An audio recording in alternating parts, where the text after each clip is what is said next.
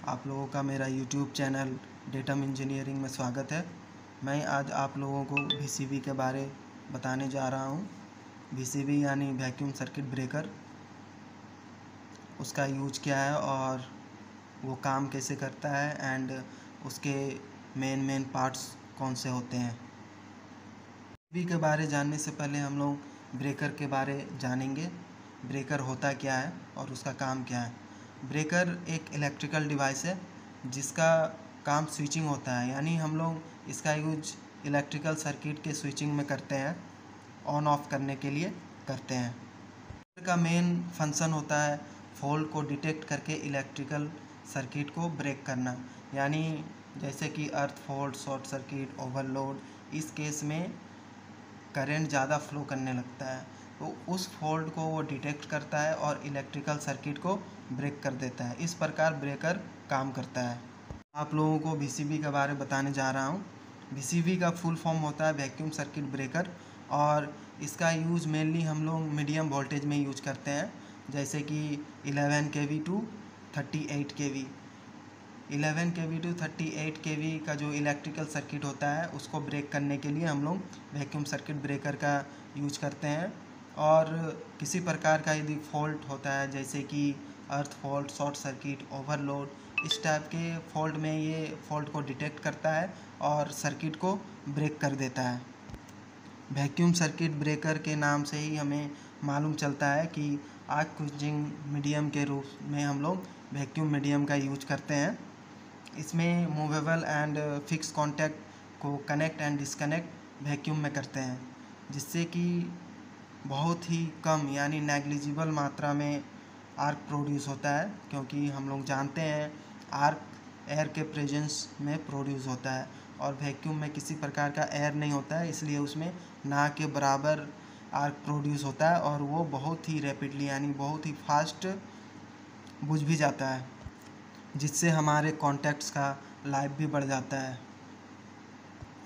जैसे कि हम लोग जानते हैं आर्क सिर्फ एयर के प्रेजेंस में ही प्रोड्यूस हो सकता है, क्योंकि जब हम लोग movable contact and fix contact को कनेक्ट एंड डिस्कनेक्ट करते हैं उस टाइम उस पॉइंट का करंट डेंसिटी बढ़ जाता है और उसके चारों जितने भी एयर मॉलिक्यूल्स होते हैं वो चार्ज्ड हो जाते हैं, यानी जो इलेक्ट्रॉन है कॉन्टैक्ट से एयर में फ़्लो करने लगता है, इसलिए आर्क प्रोड्यूस होता है। और वैक्यूम सर्किट ब्रेकर में हम लोग movable contact and fix contact को वैक्यूम में करते हैं, जिसके कारण आर्क नेग्लिजिबल प्रोड्यूस होता है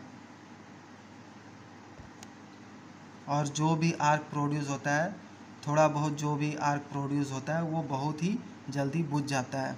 इसलिए हम लोग वैक्यूम सर्किट ब्रेकर का यूज़ मीडियम वोल्टेज में यूज करते हैं, जैसे कि 11 kV टू 38 kV के ऑपरेशन में हम लोग वैक्यूम सर्किट ब्रेकर का यूज करते हैं।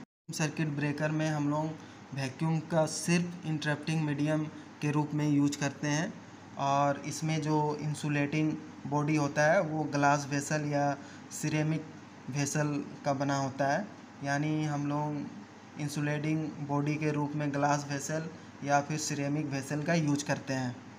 अब मैं आप लोगों को वैक्यूम सर्किट ब्रेकर के कुछ मेन पार्ट्स के बारे में बताना चाहता हूँ। इसके मेन पार्ट्स हैं जैसे कि fix contact, movable contact, arcing chamber, ceramic insulator, operating mechanism, charging motor, shunt coil, closing coil, on push button, off push button, ये सारे इसके मेन पार्ट्स हैं। सर्किट ब्रेकर के कुछ एडवांटेज भी हैं, जैसे कि इसका लाइफ ज़्यादा होता है, इसमें आर्क नेग्लिजिबल प्रोड्यूस होता है, जिसके कारण इसके कॉन्टैक्ट्स का लाइफ ज़्यादा होता है।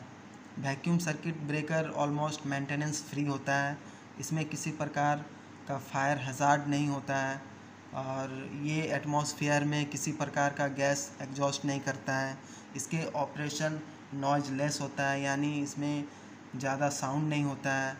इस प्रकार इसमें बहुत सारे एडवांटेजेस हैं और इसके कुछ डिसएडवांटेजेस भी हैं, जैसे कि इसका यूज मेनली हम लोग 11 kV टू 38 kV में करते हैं, क्योंकि 38 kV से ऊपर के वोल्टेज में यूज करना ये अनइकोनॉमिकल हो जाता है, क्योंकि यदि हम लोग 38 केवी के ऊपर के वोल्टेज में यूज करते हैं तो हमें 2 या 2 से अधिक सर्किट ब्रेकर को सीरीज में कनेक्ट करना पड़ता है, यानी 2 या 2 से अधिक VCB को सीरीज में कनेक्ट करना पड़ेगा। इसलिए ये अनइकोनॉमिकल हो जाता है, इसलिए हम लोग 38 केवी से ऊपर के वोल्टेज में इसको प्रीफर नहीं करते हैं। हेलो दोस्तों, मेरा वीडियो आप लोगों को कैसा लगा कमेंट बॉक्स में कमेंट करके ज़रूर बताएं। Thank you.